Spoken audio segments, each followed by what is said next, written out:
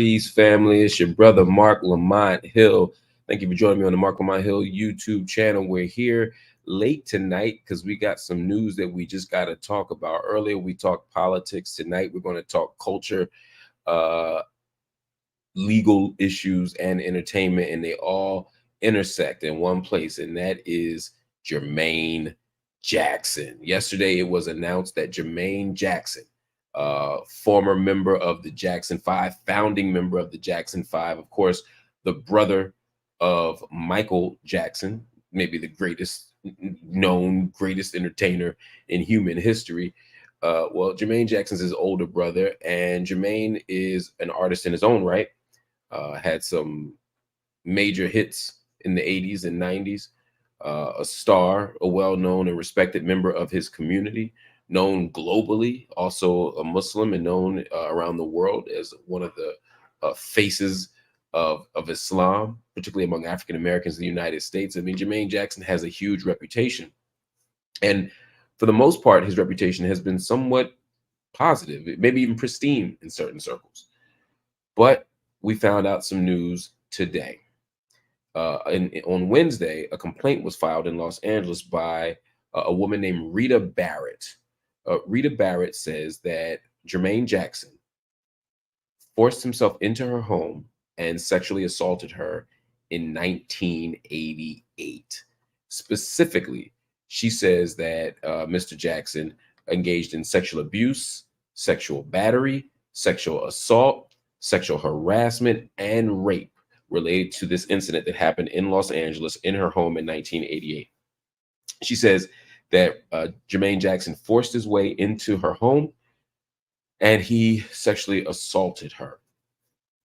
Now, this is a surprise to many people who are familiar with the Jackson family, who are familiar with Jermaine Jackson. So part of it is a reflection of how people see Jermaine Jackson.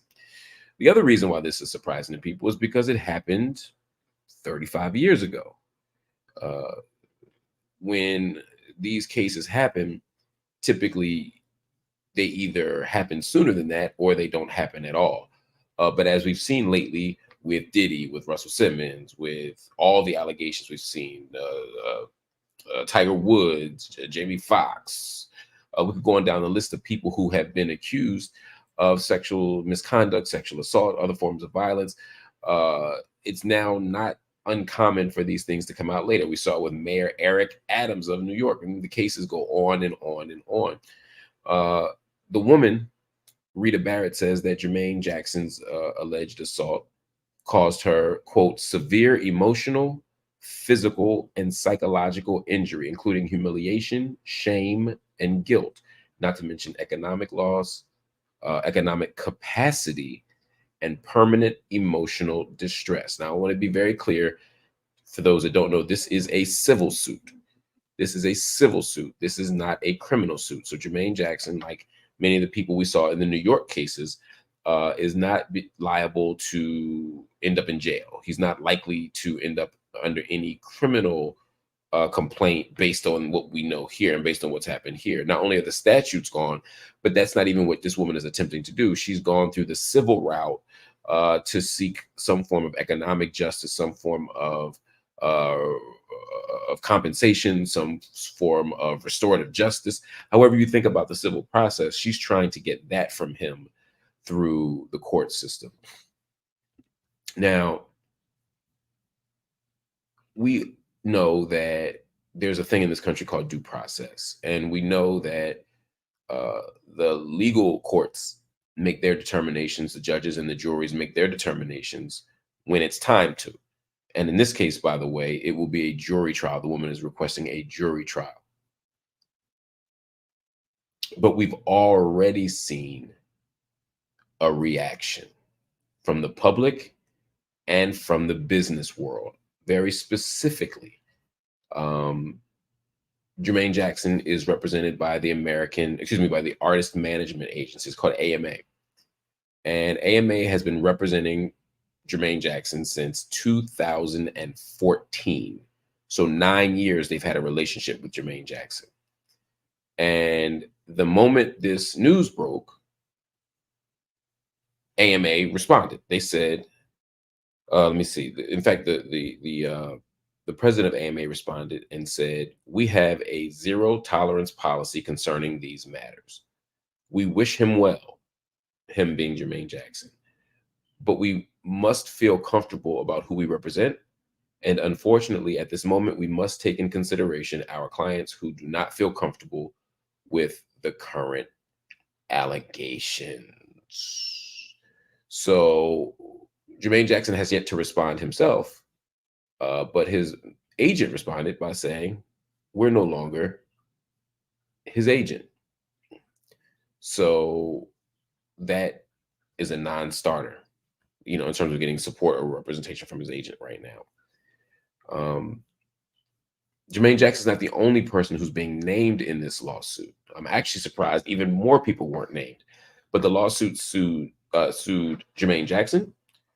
It sued Jermaine Jackson Music Productions, and it sued Work Records, which is a company uh, that Jermaine Jackson created that I wasn't familiar with until now. I've heard of Jermaine Jackson Music Productions, of course, and we know him privately. Why would somebody sue the companies? This is an important question. We saw this with Cassie. Cassie didn't just sue Diddy or Sean Combs. Cassie sued Bad Boy Records, sued Revolt, sued all these other people. Why? Well, there's a couple reasons. There's a legal argument that these companies allowed for the behavior to happen, that they're actually complicit. There's an argument that these companies are complicit, or that the relationship that was forged or the actions that were engaged happened because of the relationship that was forged through these companies. In this case, the woman said, "Well, look, I met Jermaine Jackson as a contractor. I'm a musician contractor. I'm in the union that represents musicians. I'm part of this music mix, and so I met Jermaine Jackson through music and through his music companies, and therefore this is the personal and the business relationships are melded."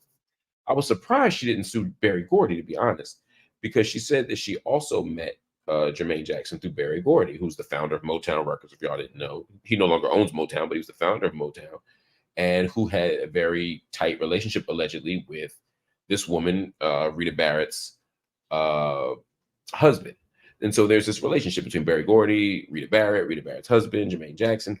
And I'm not saying Berry Gordy did anything wrong, but it's shocking just that this lawsuit wasn't more expansive, because these lawsuits often are more expansive.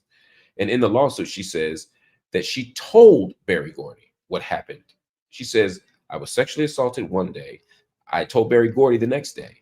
She says, "But he, quote, withheld and concealed the acts, further perpetuating the cover-up and allowing Mr. Gordy, defendant Jackson, and others in the business relationship to continue to reap profits derived from Mr. Jackson's work and reputation for years to come." So again, she's saying Berry Gordy was part of the concealment. He was part of the cover-up. He's part of the problem. So yes, I absolutely thought that she would be naming Berry Gordy too. He's another big name. It's a big company, Motown, even though he doesn't represent Motown anymore. This is part of the bigger equation, I thought. But she didn't do that. She sued Jermaine Jackson and Jermaine Jackson's connected companies. Now, this is super important. There are people now who are going to say, why is this woman waiting until 2023 to tell this story?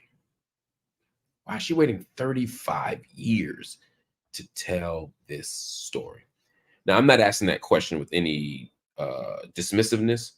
I'm not asking that question with any skepticism. I think there's plenty of legitimate reasons to raise it right now. I'm not doubting this woman's story. I'm not making any claims about this woman's story, good or bad. In fact, at this moment, what I'm saying is that let's not assume that because she's raising the question 35 years later, that it's somehow less legitimate. Somebody here, Amita F says, "Why does time matter?" From my perspective, time does not matter. What I'm saying is that there are people in the world who are claiming that time matters. There are skeptics in the world, especially in the society we live in, which is a rape culture. that will argue that if you waited 35 years, you must be lying, or if you waited 35 years, it must not have been that bad. And of course, that is completely untrue. Now, this person here, Magnus, writes in and says it helps with credibility. Here's the problem with the argument about credibility. It presumes that if you're a real victim, that if harm happened, you're more inclined to tell it sooner. And that if you are less credible, that is somehow connected to you waiting a long time, that somehow waiting a long time makes you less believable, that the longer you wait, the less of a likelihood there is that something actually happened. But that's not true. There's no evidence of that in terms of research. There's no evidence of that in terms of the anecdotes and the stories of people who work in trauma crisis centers. There's no reason to believe that based on the narratives of therapists and psychologists and counselors. There's no reason to believe that based on what we hear from call centers and et cetera. The fact of the matter is, many people wait because they are afraid. Many people wait because they are still wrestling with the trauma and cannot get it. They don't have the strength to get it out. Many people wait because they have been gaslit or told that they were the reason for their own harm. Many people wait because of power dynamics. You're in a business or an industry where if you tell the truth about what happened, you lose your job, or you lose your career path, or you lose your future, or you lose your ability to succeed in the career. Some people do it because they don't want to hurt friendship networks. Some people do it because they don't want to lose family. Some people do it because they submerge the memory so deeply that they don't remember it until 10 or 15 or 20 or 30 years later, or they can't come to terms with what they already remembered until 10 or 20 or 30 years later. There are many reasons why people don't tell right away. And it is completely wrong, incorrect, and baseless to suggest that the people who wait to come forward are waiting to come forward because of some dishonesty or because of some lack of credibility in their story. People wait for a lot of reasons. But the question in this case is, why now? Why is this woman doing it now? Now, I can't speak to the psychological dimensions of this woman's case, but I can answer the why now at the legal level because she answered it for us. Rita Barrett, the accuser, has a lawyer, Jeff Anderson, and Jeff Anderson said that Ms. Barrett decided to file the suit after learning that California's Sexual Abuse and Cover-Up Accountability Act existed. Now, what is the California Sexual Abuse and Cover-Up Accountability Act? That is a long and complicated phrase. I'll give you a quick and dirty overview of it. Last year, almost last year, right? January 1st, 2023, there was a bill in the California House or Legislature, Assembly Bill 2777. This was known as the Sexual Abuse and Cover-Up Accountability Act. And the idea was that it would provide sexual abuse victims an opportunity to seek justice in California. It's very similar to the Survivors Act that we saw in New York, where it basically said that the original statute was problematic. Originally in California, if you were claiming sex abuse, anything that happened after your 18th birthday, i.e. anything that happened as an adult, you had 10 years to claim, or 3 years from the date that you could reasonably have discovered an injury or an illness resulting from the abuse that you occurred. So basically, you had a 10-year window, or you got like 3 years after an illness or an injury connected to the abuse happened. So if you were 18, or if it happened in 1990, you had until 2000. If it happened in 2010, you had until 2020.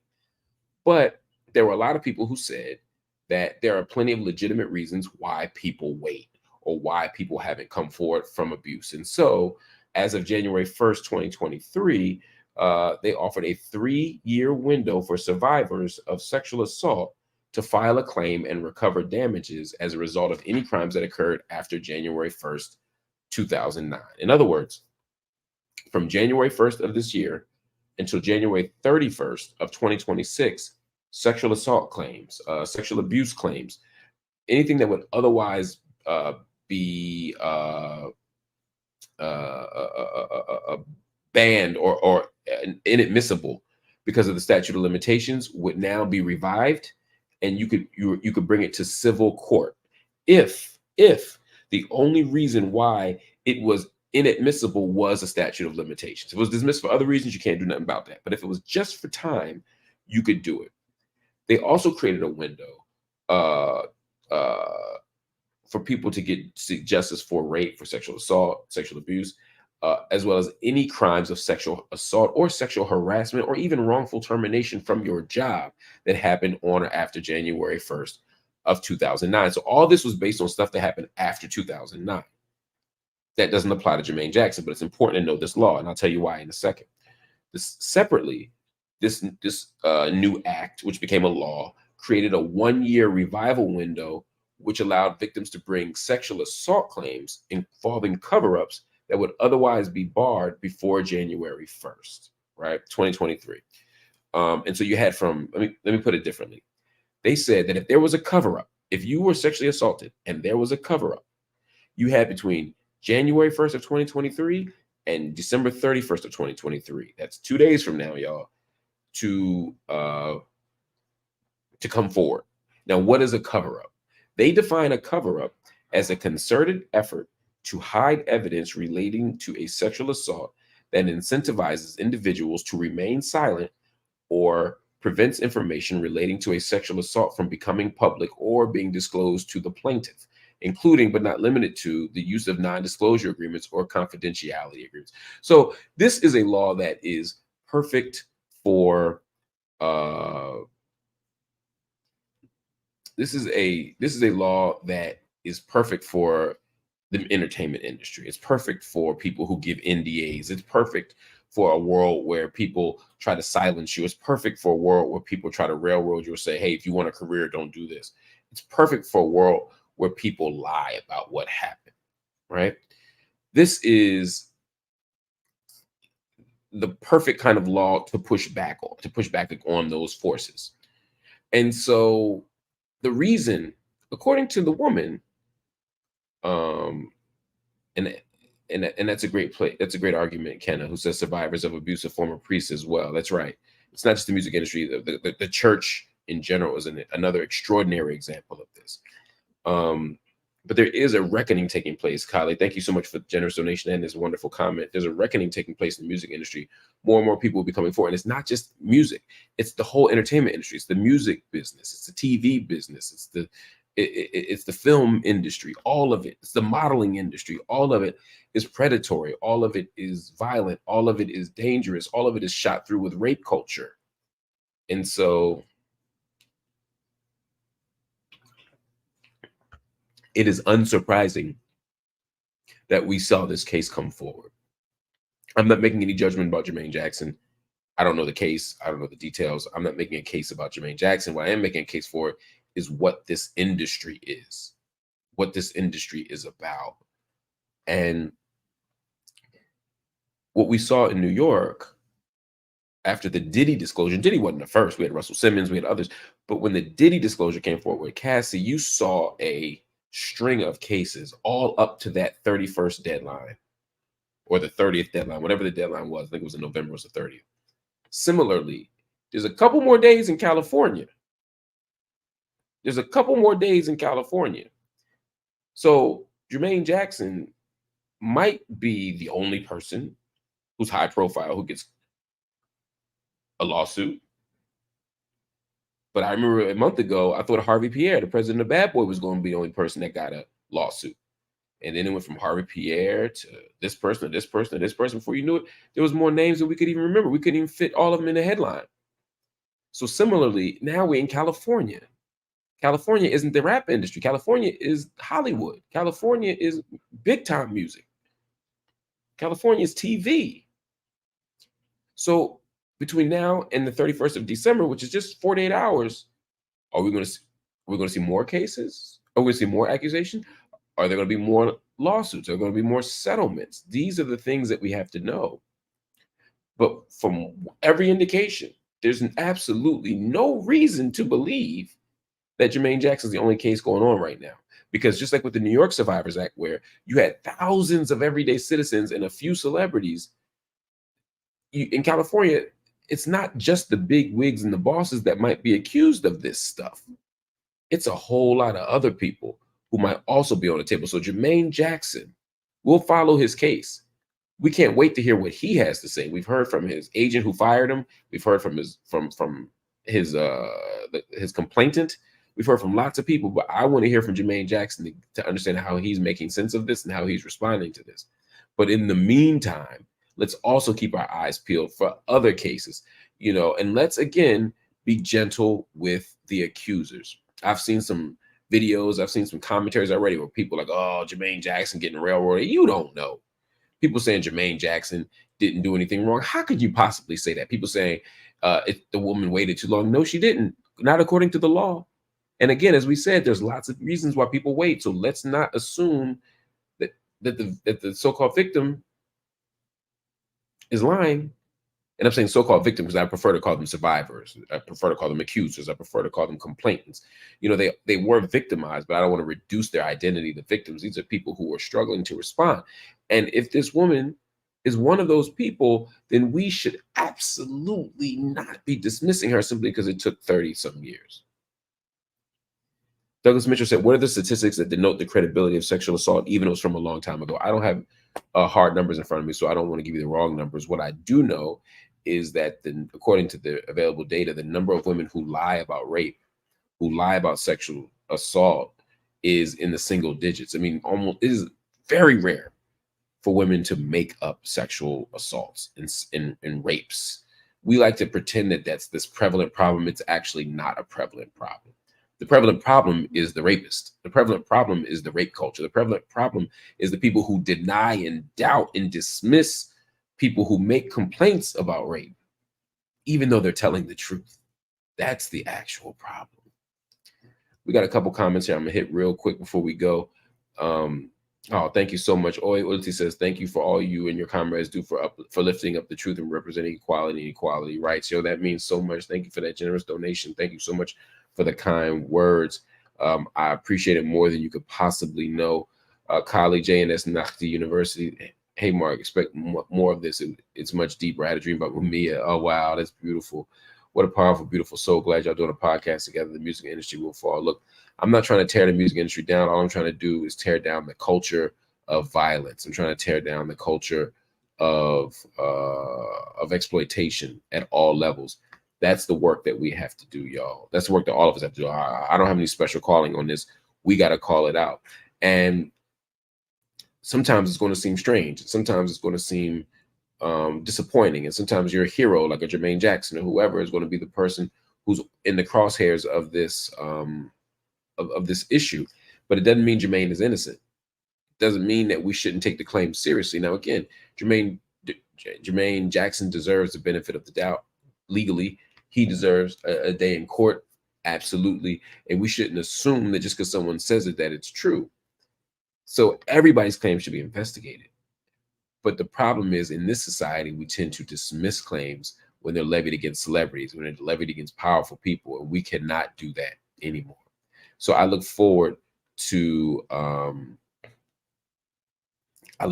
hearing more, and I look forward to seeing more about this case so that we can get to the bottom of it. But again, this Survivors Act, which is in California not called a Survivors Act per se, but it's called the Sexual Abuse and Accountability Act, Cover-Up Accountability Act to be more specific, is a powerful thing.